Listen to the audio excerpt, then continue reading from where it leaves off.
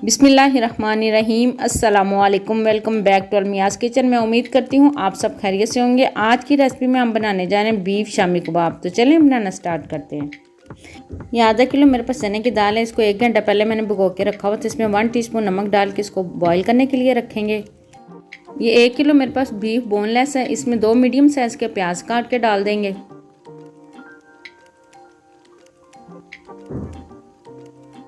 2 tablespoon अदरक लहसुन का पेस्ट डालेंगे। 3 टेबलस्पून सुरख मिर्च पाउडर डालेंगे। 1 टीस्पून जीरा डालेंगे। 1 टीस्पून नमक डालेंगे। हाफ टी स्पून हल्दी पाउडर डालेंगे। अब हम इसमें 1 गिलास पानी डालेंगे। अच्छी तरह से मिक्स करेंगे।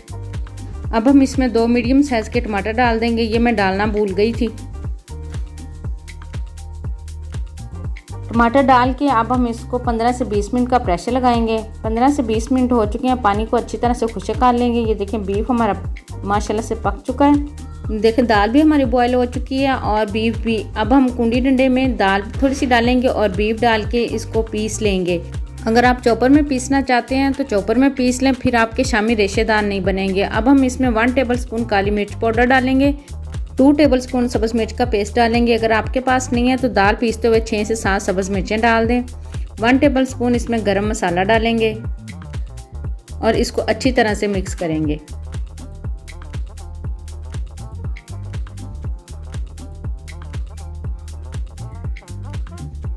अच्छी तरह से मिक्स करने के बाद अब हम इसके शामी बनाएंगे।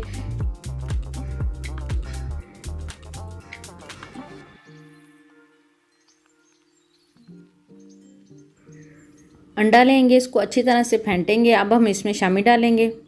ऑयल गर्म हो चुका है। अब हम इसमें शामी डालेंगे।